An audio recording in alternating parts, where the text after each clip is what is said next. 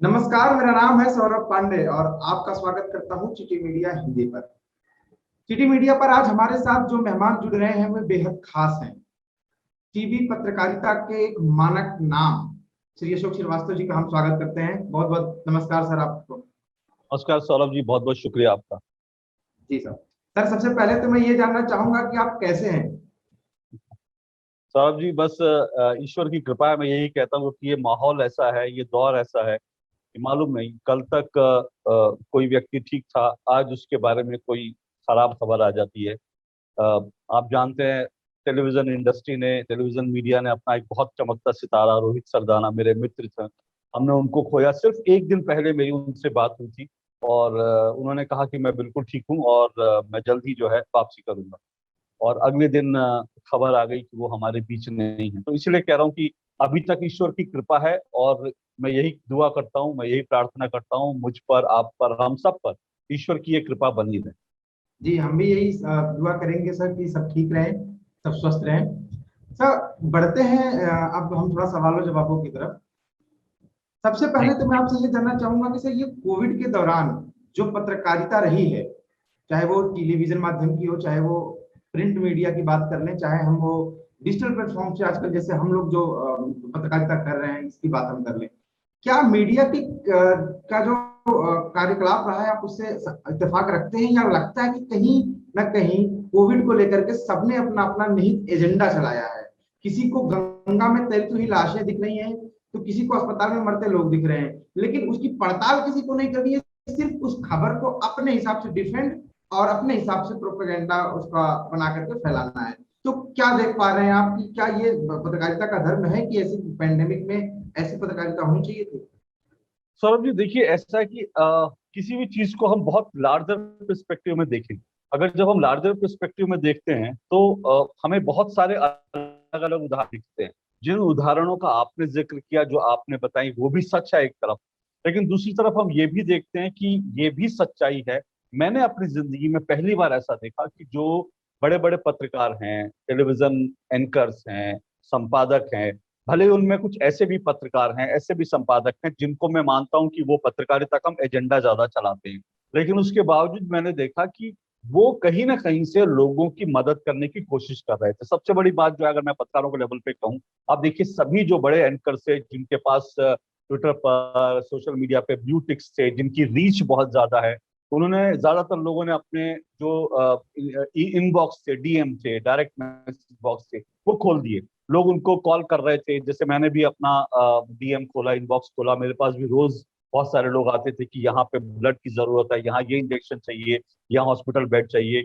और मेरी तरह बाकी पत्रकार भी उन मैसेज को, वो जो तमाम संदेश आते थे, उनको हम आगे बढ़ाने की कोशिश करते थे, उनको हम ज्यादा लोगों तक पहुंचाने की कोशिश करते थे, जिसके कारण बहुत सारे लोगों को फायदा मिला। तो एक तरफ ये भी पक्ष है, और दूसरी तरफ जिस पक्ष का आपने जिक्र किया वो भी पक्ष है। देखिए, पत्रकारों का ये जो मैंने रूप बताया, ये उनकी निजी तौर पर लोगों ने अपनी मदद की, लोगों ने इस तरह के काम किए।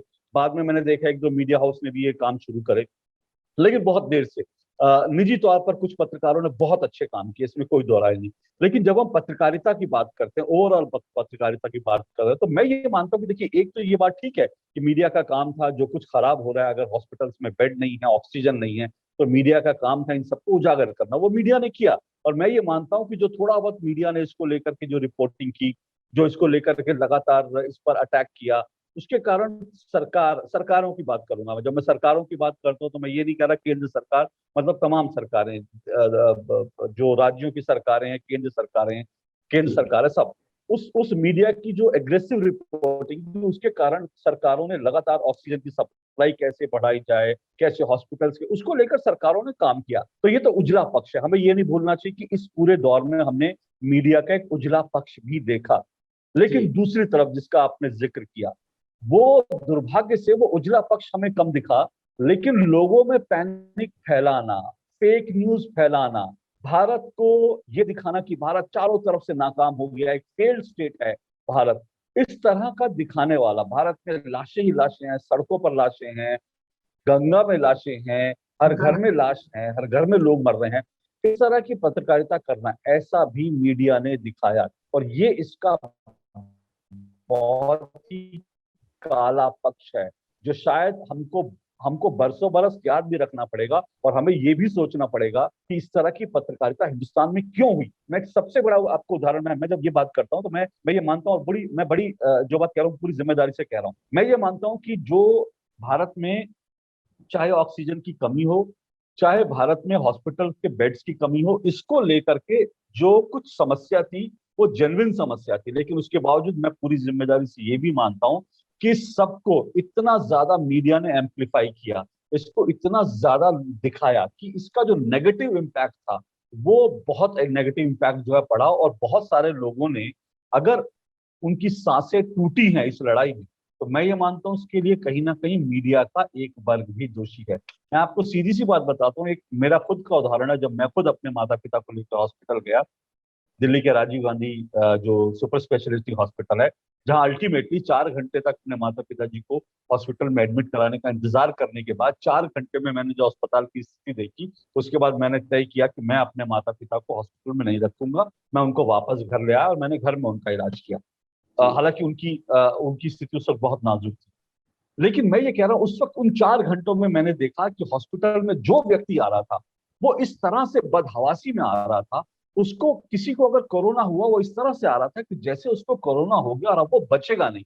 वो हॉस्पिटल में गिड़गिड़ाते जी मुझे एडमिट कर लो, मैं मर जाऊंगा, मैं मर जाऊंगा। मैंने अपने सामने 3 मरीज ऐसे देखे जो चिल्ला रहे थे कि जी मैं मर गया जी, मुझे मुझे कोरोना पॉजिटिव है, मुझे एडमिट कर लो नहीं तो मैं बचूंगा नहीं। जब हॉस्पिटल अटेंडेंट भाग के उनके पास आया, उन्होंने जब ऑक्सीमीटर लगाया, तो आप यकीन करेंगे ऑक्सीमीटर में उनका ऑक्सीजन लेवल क्या था, 96 97, जो कि एक स्वस्थ मतलब एक ठीक ठाक व्यक्ति का होता है, जिस पर कतई चिंता नहीं करनी चाहिए। लेकिन वो ऐसे चिल्ला रहे थे कि मुझे हॉस्पिटल में एडमिट कर लो, मैं मर जाऊंगा। उससे मुझे लगा कि लोगों के मन में मीडिया ने ऐसा भय डाल दिया, ऐसा डर डाल दिया कि जिसकी कोरोना पॉजिटिव रिपोर्ट आ रही थी उसको लग रहा था कि अब तो मैं अगर हॉस्पिटल में नहीं गया, अगर मुझे वेंटिलेटर नहीं मिला, अगर मुझे ऑक्सीजन नहीं मिला, तो मैं मर जाऊंगा। ये जो भय था, मीडिया ने इस भय को पैदा किया, और मीडिया ने जिस तरह से लाशें दिखाई, जिस तरह की स्थिति दिखाई, उससे लोग भयाक्रांत हुए। तो ये स्थिति पैदा करने के लिए मैं मीडिया को पूरी तरह से जिम्मेदार मानता हूँ। जबकि सौरभ जी आपको समझना चाहिए, हम सब पत्रकार जो पढ़े लिखे, थोड़ी सी रिसर्च कर लेंगे तो हमको ये पता होना चाहिए कि 95% से ज्यादा भारत में जितने कोरोना के मरीज, आप सोचिए कि रोज अगर भारत में अगर 3 लाख 4 लाख मरीज अगर रोज कोरोना के आ रहे थे, तो उनमें से 95% से ज्यादा मरीज ऐसे थे कोरोना के जिनको हॉस्पिटल जाने की, ऑक्सीजन की कतई जरूरत नहीं थी। वो घर पर आइसोलेशन में रह करके अपने आप को ठीक कर सकते थे। मैंने अपने माता पिता को भी घर पर आइसोलेशन में रख के ठीक किया। इसी तरह से बहुत सारे लोग घर पर आइसोलेशन में रह के अपने आप को ठीक कर सकते थे। लेकिन मीडिया ने भय का जो माहौल पैदा किया, मीडिया ने जिस तरह से नेगेटिविटी फैलाई, उसके कारण हर कोरोना का मरीज हॉस्पिटल में भागा, और उसके कारण जो है हमने देखा स्थिति और ज्यादा बद से बदतर हुई। जी। मैं आपसे 2 उदाहरण पहले आपके सामने रखना चाहूंगा, उसके बाद जी। फिर मैं आपकी इस पे टिप्पणी चाहूंगा। एक घटना होती है यूपी में, जहां पे अमर उजाला जैसे प्रतिष्ठित अखबार ने एक खबर छापी कि मुस्लिम युवक ने एक हिंदू दोस्त का अंतिम संस्कार किया, जबकि उसके परिवार वालों ने उसे छुआ तक नहीं। जी। और ये तो खबर थी। इस खबर को बाकायदा फेसबुक पर पोस्ट करते हैं रवीश कुमार जी अपने फेसबुक पोस्ट पे, और ये लिखते हुए कुछ मतलब तारीफों के पुल बांधते हुए लिखते हैं। बाद में उसी युवक के भाई का बयान आता है कि जी नहीं, ऐसा कुछ नहीं है, परिवार ने ही उनका अंतिम संस्कार किया है, मैं उनका भाई हूं, मैंने ही मुखाग्नि दी है। हाँ, वो जिन जिन युवक की बात वो कर रहे हैं वो उनके अंतिम संस्कार में शरीक जरूर हुए थे, जैसे कि होते हैं, जो अपना फर्ज होता है कि आपका कोई जी। रिश्तेदार, जानने वाला दोस्त, कोई भी अंतिम संस्कार में शरीक होता है, वैसे हुए थे। लेकिन वो एक फोटो निकाला गया और बिना किसी से पूछे, बिना किसी से बात किए गए एक परसेप्शन चला दिया गया मीडिया के माध्यम से। पहली घटना। दूसरी घटना जिस तरीके से सबसे ज्यादा जो चर्चित रही वो रही कि गंगा में लाशें तैर रही हैं, लोगों को कहना था कि अंतिम संस्कार की जगह नहीं मिल रही है, सरकारें आंकड़े छुपाने के लिए शवों को गंगा में फेंक दे रही हैं। उसके बाद दैनिक जागरण के कुछ पत्रकार बंधु सामने आते हुए कहते हैं कि ये तस्वीरें हमने 3 साल पहले क्लिक की थी किसी और रिपोर्टिंग के दौरान, और फिर ये इसका पटाक्षेप होता है कि नहीं, ये सारी लाशें जो है इस कोविड के दौरान नहीं है, कुछ पहले की भी, और कुछ समुदायों में रीति रिवाज ऐसा होता है जो होता है। तो सर, ये 2 बड़े एग्जाम्पल्स हमारे सामने हैं जहां पे किस तरीके से खबर को तोड़ मरोड़ कर परोस दिया जाता है। और जनता के सामने अपना एजेंडा एक रख दिया जाता है। तो इससे कैसे निजात पाई जाए? क्या इस पे कभी रोक लगेगी, या भारत की जो पत्रकारिता का स्तर रहेगा ऐसे ही चलता रहेगा, बस जिसको जो मन करेगा अपने हिसाब से रिपोर्टिंग करेगा? देखिए सौरभ, हमको इन चीजों को समझना पड़ेगा। ये जो आपने उदाहरण दिए, ये उदाहरण अपने आप में बहुत कुछ कहते हैं, लेकिन दिक्कत ये है कि ऐसे ऐसे आपने दो उदाहरण कहे, ऐसे दर्जनों उदाहरण जो है इस वक्त दिए जा सकते हैं कि कोरोना काल में किस तरह से फेक न्यूज फैलाएगी। जो आप खबर कह रहे हैं कि मीडिया ने खबर दिखाई कि एक व्यक्ति मर गया कोरोना से, और उसके मुस्लिम जो परिवार में मुस्लिम उसके जो जानकार थे उन्होंने उसका अंतिम दाह संस्कार किया। ये खबर तो थी, ये तो दरअसल एजेंडा था। क्योंकि एजेंडा अगर नहीं दिखाएंगे तो इनकी रोजी रोटी कैसे चलेगी? ये जो एजेंडाधारी हमारे यहाँ पत्रकार है, उनकी रोजी रोटी शायद एजेंडा चलाने से चलती है। तो ये तो उनका एजेंडा था। क्योंकि आप सोचिए कि उस व्यक्ति की जिसकी मृत्यु हुई थी, उसके परिवार के लोग उसके अंतिम संस्कार में शामिल थे। लेकिन जब उस व्यक्ति के जानने वाले, जिन्होंने अखबार में, टेलीविजन पर, जो करीब 200 400 500 किलोमीटर दूर बैठे होंगे, उन्होंने देखा होगा, उन्होंने कहा होगा, अरे कैसा परिवार है, हमें तो शर्म आती है, हम ऐसे परिवार को जानते हैं जिन्होंने अपने परिवार के व्यक्ति का अंतिम संस्कार नहीं किया। तो मीडिया ने कैसे उसके परिवार के अंदर किस तरह से नफरत फैलाने का काम किया, ये आप सोचिए, और किस तरह से एजेंडा चलाने का काम किया, ये सोचिए।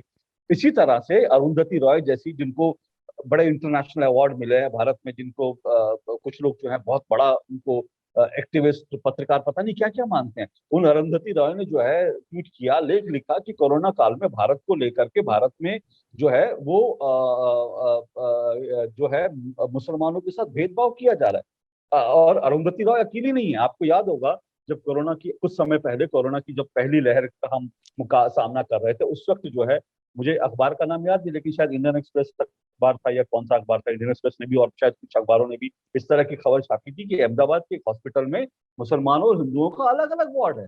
अब आप सोचिए, इतनी बेतुकी, पूरी तरह से झूठी खबर थी। इस तरह की एजेंडा जो चलाते हैं ये लोग कौन है और किस तरह का है? लेकिन अब ये देखिए, इनका एजेंडा बहुत बड़ा है। अभी अभी इसी एजेंडा को मैं कल से जोड़ दूं, कल ही रात मैं स्टडी कर रहा था, मैं ऐसी रात को बैठा था, मैंने तमाम ट्विटर पे जो है फॉलो करना शुरू किया, मैंने देखना शुरू किया।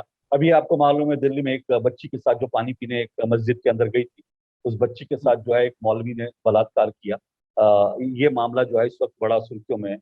मैं जस्ट ऐसी देखने लगा कि ये खबर किस किस ने चलाई, क्योंकि आपको याद होगा कि जब एक खबर चलाई थी तमाम मीडिया ने कि डासना के एक मंदिर में एक बच्चा जो है पानी पीने गया और वहां पर पुजारी ने उसकी पिटाई कर दी। वो कितना बड़ा एजेंडा बन गया था।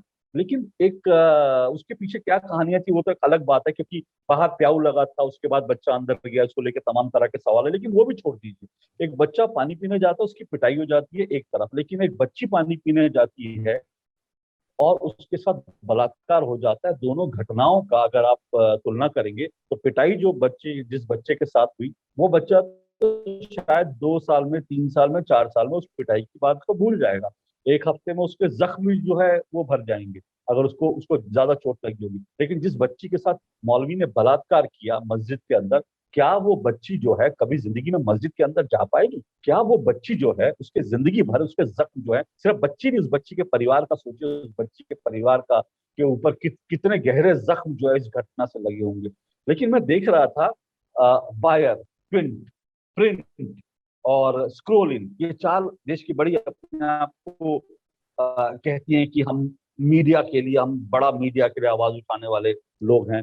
इन चारों का मैं जस्ट आकलन करने लगा, 30 तारीख से 31 तारीख से लेकर, हाँ, 31 तारीख से लेकर 2 जून तक, जिस बीच ये घटना घटी, 2 जून की रात तक, इन सब चार वेबसाइट्स ने कुल मिलाकर के अगर आप देखेंगे तो लगभग 900 खबरों के ट्वीट रीट्वीट किए, 900 खबरों के, इन चारों ने मिलकर। लेकिन इन चारों वेबसाइट पर आपको बच्ची से मस्जिद में बलात्कार की खबर जो है, एक tweet, not even single tweet, not even single news, इन लोगों ने इसको खबर कवर किया। तो क्या ये मीडिया, क्या ये पत्रकार हैं? क्या ये खबरें दिखाते हैं? नहीं, ये एजेंडा चला रहे हैं। और दूसरी बात, आपने एक देश के एक महान पत्रकार का जिक्र किया, रवीश जी का आपने नाम लिया। देश के बहुत महान पत्रकारों को बहुत बड़े बड़े अवार्ड मिले। अब आप देखिए कि उन्होंने, मैं तो उनको ज्यादा फॉलो में ऐसे करता नहीं, लेकिन मैंने पिछले दिनों एक मेरे मित्र हैं तो इसलिए उनको ज्यादा मैं बोलता भी नहीं, लेकिन मैंने पिछले दिनों एक उनका एक फेसबुक पोस्ट जो है किसी ने उसको ट्वीट कर रखा था, मैंने देखा। उसके नीचे जो है, उस ट्वीट के नीचे लिखा था, कोई सबके आ जाता है कि आप कौन सा फोन यूज कर रहे हैं, कौन सा तो उसके नीचे लिखा था जियो।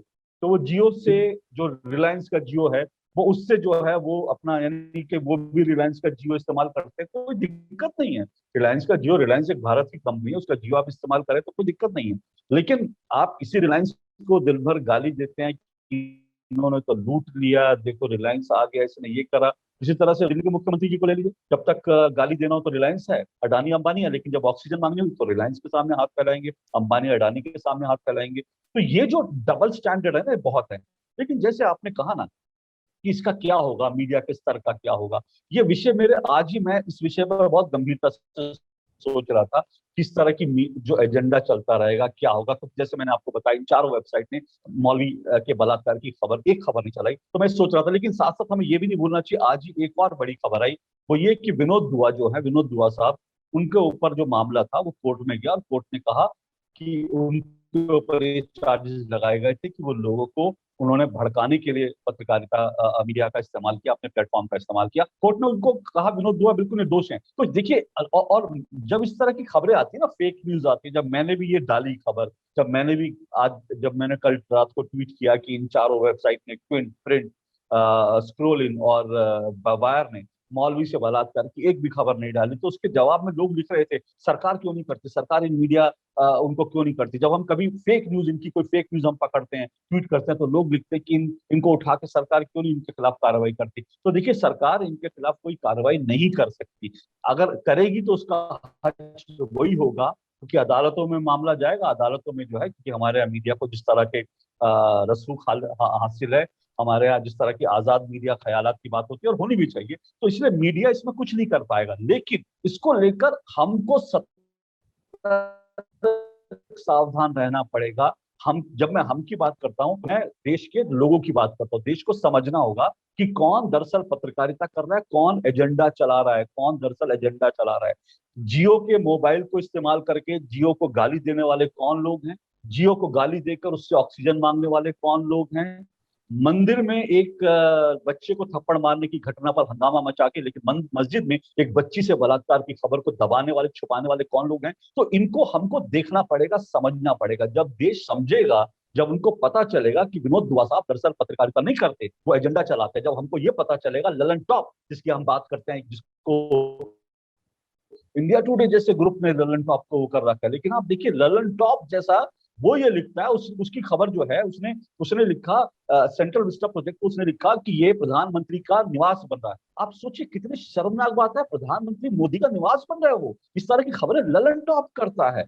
मतलब आपको शर्म भी नहीं आती? आपको, आप इतना तो पढ़े लिखे हैं कि आपको इतनी तो शऊर होगी कि आप पढ़े सेंट्रल विस्टा प्रोजेक्ट क्या है, उसमें पार्लियामेंट है, उसमें एमपीज के लिए है, उसमें मिनिस्ट्रीज हैं, उसका एक पार्ट है प्रधानमंत्री का निवास। और वो भी प्रधानमंत्री का निवास जो है, आज प्रधानमंत्री मोदी का होता है, कल को वो किसी और प्रधानमंत्री का निवास होगा जो देश का प्रधानमंत्री होगा। लेकिन ललन टॉप जैसी जो है एक खबरों की वो ये लिखती है कि प्रधानमंत्री मोदी का निवास जो है ये बनता है। तो इस तरह की जो शर्मनाक, बेशर्म पत्रकारिता, एजेंडा पत्रकारिता करके, ये तो मतलब शर्मनाक है इन सबका।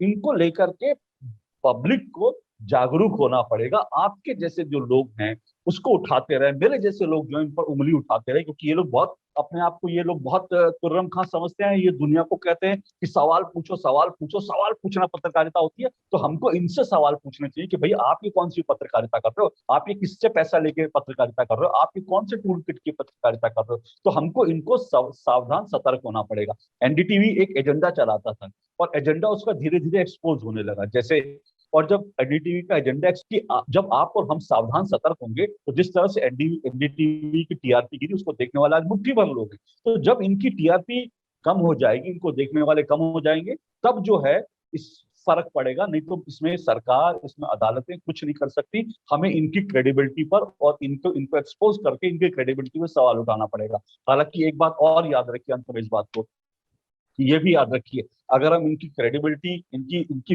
जीरो पर भी आ जाएगी, तब भी इनको फंडिंग होती रहेगी, क्योंकि बहुत सारे लोग हैं, बहुत सारी ताकतें हैं जो नहीं चाहती कि हिंदुस्तान एक एक मजबूत देश बने। तो इनको फंडिंग तो लोग करते रहेंगे, वो फंडिंग चाहे चीन से आए, चाहे पाकिस्तान से आए, चाहे अरब देशों से आए, या अरुंधति रॉय जैसी जो लोग हैं वो विदेशों से इनके लिए फंडिंग लेकर आए, या फिर ये लोग घपले घोटाले करें, तो कुछ भी करें इनकी फंडिंग आती रहेगी, फंडिंग नहीं रुकेगी। तो जीरो आने के बाद भी, इनकी टीआरपी जीरो आने के बाद भी इनकी वेबसाइट भी चलती रहेंगी, इनको कोई नहीं पड़ेगा तब भी चलाते रहेंगे, क्योंकि ये अगर यहाँ हिंदुस्तान में बदनाम नहीं कर पाएंगे तो विदेशों में भारत को बदनाम करेंगे, विदेशों में भारत के खिलाफ एक परसेप्शन बनाएंगे, तो वो सब चलता रहेगा। लेकिन कम से कम हम इतना तो करें कि इनकी क्रेडिबिलिटी पर इनसे सवाल पूछ करके इनकी क्रेडिबिलिटी को जीरो करें, ताकि लोगों को पता चले कि ये दरअसल पत्रकार नहीं है, ये खबरें चलाने वाले नहीं है, ये एजेंडा चलाने वाले टूल किट वाले पत्रकार। जी सौरभ जी। अशोक जी, आपसे अब मैं एक और सवाल करना चाहूंगा इस बातचीत के आखिरी पड़ाव में। आप भी डिबेट शो करते हैं, दो टू करने के लिए आप जाने जाते हैं, देश में बहुत सारे लोग हैं जो आपको देखते हैं, आपका ये रूप भी है कि आप तो बाकी से बोलते हैं। दूसरी बात कि आप डिबेट शो में भी ऐसे लोगों को मैनेज करते हैं जो अलग अलग विचारधाराओं के हैं, अलग अलग तरीके की बातें करते हैं। इन दिनों एक मुद्दा बहुत चर्चा में रहा, जब एक कांग्रेस की महिला प्रवक्ता ने बीजेपी के प्रवक्ता को कुछ अपशब्दों का प्रयोग कर दिया, गंदी नाली के कीड़े, और भी कुछ ऐसे शब्द कहा जो हम नहीं कह सकते अपने दर्शकों के समक्ष।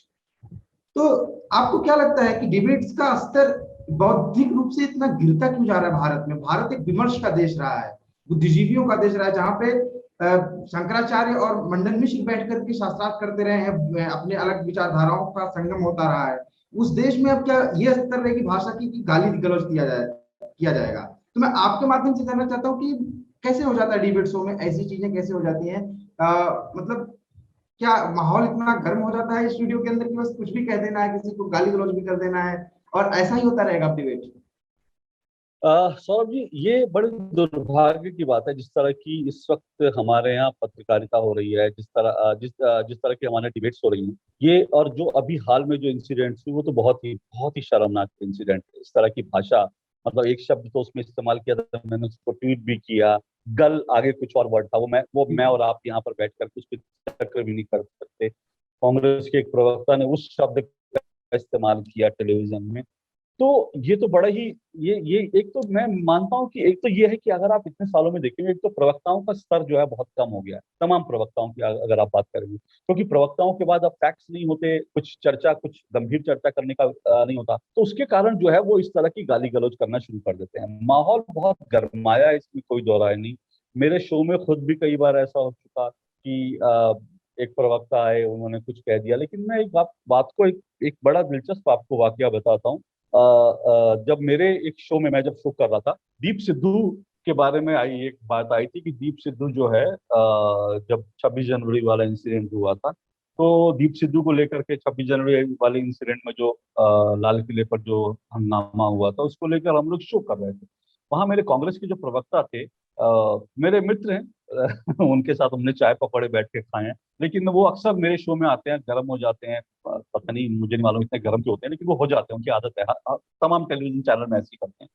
पहले तो यहाँ पे मैं ये बता दूं कि हाँ, क्योंकि इसी से जुड़ा महत्वपूर्ण सवाल है, क्योंकि बहुत सारे लोग समझते नहीं, तो जब इस तरह की कुछ चीज होती है ना, तो लोग अक्सर हम एंकर्स को या टेलीविजन वालों को बोलते हैं, अरे आप इनको बुलाते क्यों, वैसे प्रवक्ता बुलाते क्यों हो? ये तय करना टेलीविजन चैनल और एंकर के हाथ में नहीं होता। आजकल क्या होता है, मान लीजिए मैं एक विषय पर डिबेट कर रहा हूँ, तो मुझे मान लीजिए बीजेपी कांग्रेस के प्रवक्ता चाहिए, तो मैं बीजेपी को बोलूंगा, बीजेपी जो मीडिया कोऑर्डिनेटर उसको बोलूंगा कि भाई मैं इस विषय पे इतने बजे डिबेट कर रहा हूँ, तो बीजेपी तय करेगी कि मेरे चैनल पर, मेरे शो में कौन सा प्रवक्ता आएगा। इसी तरह से कांग्रेस का साथ भी है, कांग्रेस वाले बताते हैं कि आप मेरी डिबेट में इतने बजे इस विषय पे कौन सा प्रवक्ता है।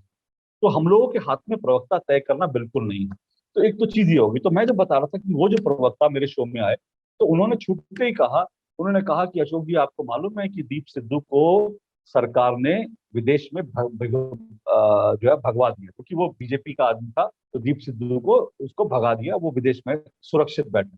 तो मैंने उनसे सिर्फ इतना पूछा, मैंने कहा सर, आप जो कह रहे हैं, मैं सिर्फ इतना आपसे पूछना चाहूंगा कि आप जो कह रहे हैं कि आपके पास इसकी पुख्ता जानकारी है क्या? आप हवा में तो बात नहीं कर रहे, आप किसी पुख्ता आधार पे कह रहे हैं। उन्होंने कहा आपने मुझे बीच में टोका क्यों? मैंने बोला नहीं, मैं आपको बिल्कुल नहीं टोक रहा हूँ। उन्होंने बोला नहीं, आप मुझे बोलने नहीं देते। मैंने कहा नहीं, मैं आपको बिल्कुल बोलने दूंगा, आप पूरी बात रखिए अपनी, लेकिन मुझे सिर्फ ये बता दीजिए आप जो बोल रहे हैं पुख्ता आधार पे आप बोल रहे हैं, ताकि हम आगे बढ़े। आप कह दीजिए कि हाँ, आपके पास पुख्ता जानकारी है, प्रामाणिक जानकारी है, फिर आप कहिए कि हाँ कि वो विदेश भाग गया। क्योंकि मैं रिकॉर्ड पे लाना चाहता था कि वो प्रवक्ता सिर्फ कह के ना चले जाए, रिकॉर्ड पर आए कि हाँ उनके पास इस बात की पुख्ता जानकारी है, प्रामाणिक जानकारी है कि दीप सिद्धू विदेश भाग गया। वो ये नहीं कहा, उन्होंने बाकी सब कुछ कहा। उन्होंने कहा अरे आप भी जो बाकी चैनल हैं, आप भी उनकी तरह करने लगे, आप मुझे बोलने का मौका नहीं। उन्होंने जब शब्द इस्तेमाल किया तो मैंने कहा आलोक जी, आप जिस मैंने उन प्रवक्ता को कहा आप जिस पार्टी से आए हैं ना उस पार्टी को ये शोभा देता है, ना मेरे चैनल को ये शोभा देता है कि आप इस तरह की बात करें, इस तरह के शब्दों का इस्तेमाल करें। आप मेरे चैनल पर तो अपमान बाद में कर रहे हैं, लेकिन जिस पार्टी ने आपको भेजा उसका आप अपमान कर रहे हैं। तो उसके बाद जो है वो डिबेट को छोड़कर चले गए कि नहीं नहीं मैं ऐसे नहीं बैठता, आप मुझे बोलने नहीं देते। ठीक 4 दिन बाद दीप सिद्धू पकड़ा गया। अब जब 4 दिन बाद दीप सिद्धू पकड़ा गया तो मैंने वो जो उनका जो बयान था जिसमें उन्होंने कहा कि दीप सिद्धू को सरकार ने विदेश में भगा दिया, मैंने उनका बयान निकाला और साथ साथ दीप सिद्धू पकड़ा गया इस खबर को मैंने क्लब करके उनका पूरा बयान, और उसके बाद दीप सिद्धू पकड़ा गया, ये खबरें मैंने पूरी तरह से ट्वीट कर दी। और मैंने दर्शकों से कहा कि ये आप देखिए कि किस तरह का झूठा दुष्प्रचार, झूठी बातें टेलीविजन डिबेट्स में कही जाती है। उस ट्वीट को लेकर काफी हंगामा हुआ, काफी चर्चा हुई, यहाँ तक कि कांग्रेस के जो मीडिया सेल के लोग हैं उन्होंने भी उस ट्वीट को देखा। उसके बाद मेरे पास कांग्रेस के एक मीडिया सेल के बहुत वरिष्ठ मेरे मित्र हैं, उनका फोन आया। तो उन्होंने मुझे कहा कि उन्होंने मुझसे कहा कि अशोक जी, मैं बहुत शर्मिंदा हूँ कि हमारे प्रवक्ता ने इस तरह की भाषा का इस्तेमाल किया और इस तरह की बात करी।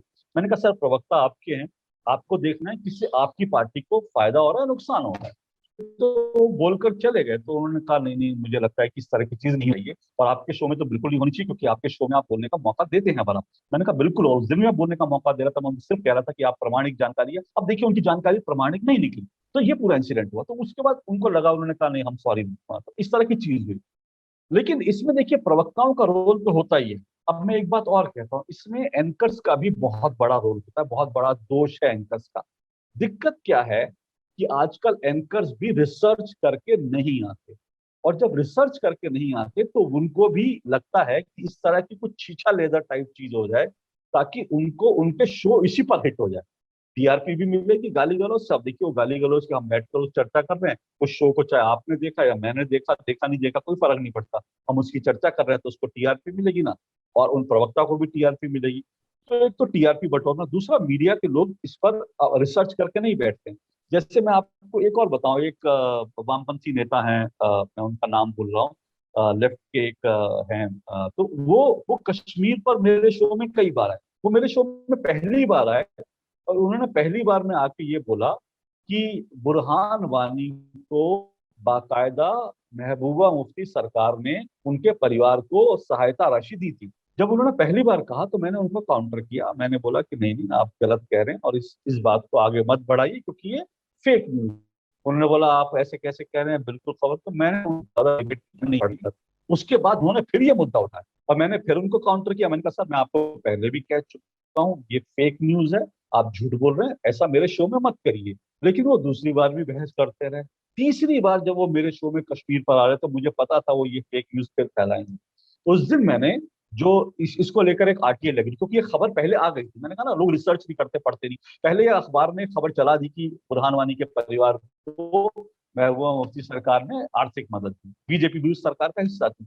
लेकिन उसके बाद एक आरटीआई लगी, पता चला खबर झूठी थी, उसका किसी ने आरटीआई लगाई, आरटीआई से जवाब आया, उसमें लिखा बुरहान वानी के परिवार को कोई आर्थिक मदद नहीं दी गई है क्योंकि वो टेररिस्ट था। मैंने वो आरटीआई और पूरी जानकारी निकाल के अपने पास रखी। जब तीसरे दिन उन कम्युनिस्ट नेता ने मेरे शो में झूठ बोला और कहा कि बुरहान वानी के देखिए इस तरह से, तब मैंने वो कागज निकाला। मैंने कहा मैं आपको 2 बार पहले भी अपने प्रोग्राम में टोक चुका हूँ, ये देखिए आप फेक न्यूज मत फैलाइए मेरे प्रोग्राम में। जब मैंने उनको कागज दिखाए उसके बाद वो माइक वाइक उतार करके शो छोड़कर भाग गए। तो दिक्कत ये है कि जब इस तरह की बदतमीजी प्रवक्ता करते हैं, जब इस तरह के गलत शब्दों का इस्तेमाल करते हैं, जब फेक न्यूज फैलाते हैं। अब आप सोचिए जब मेरे शो में कोई फेक न्यूज फैला रहा है, मान लीजिए मैं बैठा हूं, मुझे तो गुस्सा ही रहा है कि ये फेक न्यूज, तो सोचिए कि सामने वाला जो प्रवक्ता है, सामने उसको जो काउंटर, उसको भी कितना गुस्सा आ रहा होगा कि यार ये देखो फेक न्यूज फैला रहे हो और एंकर कुछ बोल नहीं रहा। तो हम एंकर क्योंकि रिसर्च करते नहीं, ज्यादातर जो मन में जिसका आया बोल दिया, कोई काउंटर नहीं, कोई काउंटर सवाल नहीं, कोई उसको लेकर तथ्यों की बात नहीं। मैंने हमेशा कोशिश की है जब इधर उधर कोई जाता है तो मैं उसको रोक करके कहता हूँ कि आप तथ्यों पर पहले ज्यादा बात कीजिए। तो मैं फिर कह रहा हूँ कि इसमें प्रवक्ताओं का लेवल जो गिरा है वो गिरा है। दूसरी बात, इसमें एंकर्स का भी लेवल दिखाता है, क्योंकि एंकर्स के पास बात करने के लिए उनके पास ठोस सवाल नहीं होते, उनके पास फैक्ट्स नहीं होते, बिना रिसर्च के बैठते हैं, जिसके कारण वो एंकर्स भी इस तरह की जब शीशा लेदर वाली डिबेट होती है तो उसका हिस्सा बन जाते हैं, उसमें मजे लेते हैं और कोई रोकता नहीं। क्या एंकर की जिम्मेदारी नहीं थी कि उसी वक्त उनको कहे कि नहीं आप बिल्कुल नहीं, और उसके बाद वहां पर उस दिन जो है आप अपने माइक उनका हटाइए और कहिए कि ये हम शर्मिंदा है। देखिए, अगर आपने एक गाली किसी के लिए इस्तेमाल कर ली, आप कहिए हम शर्मिंदा है और अभी आपको मैं बोलने का मौका नहीं दूंगा, क्योंकि आपने अपशब्दों का इस्तेमाल किया। 10 मिनट बाद, 5-10 मिनट बाद जब वो ठंडे हो तब उनके पास दोबारा आप कहिए कि आप शर्मिंदा है इस बात को लेकर के, तो बताइए। हालांकि कई प्रवक्ता उसको लेकर भी नहीं होते, शर्मिंदा तब भी नहीं होते, ये भी हमने देखा है। लेकिन ठीक है, फिर भी मुझे लगता है कि एंकर्स को भी जितना एफर्ट करना चाहिए, टीवी चैनल्स को भी जितना एफर्ट्स करना चाहिए वो जरूर करना चाहिए। दुर्भाग्य की बात यह है, असली बात यह है, इसके बाद अब मैं आता हूँ आखिरी बिंदु पर इससे जुड़ा, कि सवाल यह है कि इस तरह की बात होने के बाद आप देखिए कल या परसों जब ये घटना होगी उसके बाद कई चैनल्स ने उन्हीं दो एंकर्स को अपने शो में रखकर उसको प्रचार किया, क्योंकि अब वो दो लोगों की व्यक्तिगत लड़ाई बना दी गई। मुद्दा छूट गया पीछे, डिबेट छूट गई पीछे, फैक्ट्स छूट गए पीछे। मीडिया के एक हिस्से ने इन दो प्रवक्ताओं को आमने सामने दोबारा बैठा करके दोबारा से इसको पर्सनल लड़ाई बना दिया, क्योंकि टीआरपी की लड़ाई हो गई है। तो मीडिया और चैनल वाले खुद इसमें मजे लेते हैं। क्या अगले दिन मीडिया वालों की जिम्मेदारी नहीं थी, चैनल्स की जिम्मेदारी नहीं थी कि जब वो पार्टी के मीडिया सेल को फोन करे तो बोले कि भाई अगले 10 दिन तक आप मेरे चैनल में फलाना प्रवक्ता को मत भेजिए, क्योंकि वो आप शब्दों का इस्तेमाल करते हैं, करती हैं। थोड़ा सा इन सब चीजों पर आप बिल्कुल विराम लगाइए मत। लेकिन अगले ही दिन आप देखिए दोनों को फिर आमने सामने बैठा दिएगा। इसका मतलब मजे तो चैनल वाले भी ले रहे हैं, टीआरपी भी लूट रहे हैं। तो फिर ये अगर इसी तरह से चलेगा तो फिर हम इस तरह की डिबेट देखते रहेंगे, आप और हम इस पे चिंता जताते रहेंगे, लोग हॉ हॉ करते रहेंगे, लेकिन ये सिलसिला रुकेगा।